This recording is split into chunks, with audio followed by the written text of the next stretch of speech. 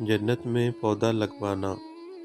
سیدنا حضرت ابو ہریرہ رضی اللہ تعالیٰ عنہ سے روایت ہے کہ وہ ایک پودا لگا رہے تھے کہ نبی کریم صلی اللہ علیہ وآلہ وسلم پاس سے گزرے۔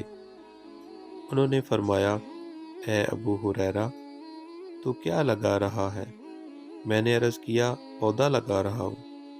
آپ صلی اللہ علیہ وآلہ وسلم نے فرمایا، کیا میں تجھے ایسا پودا نہ بتاؤں جو اس پودے سے بہتر ہے؟ یہ کلمات پڑھ، سبحان اللہ والحمد للہ ولا الہ الا اللہ واللہ اکبر، تو ان میں سے ہر ایک کے بدلے تیرے لیے جنت میں ایک درخت لگا دیا جائے گا۔ جزاک اللہ۔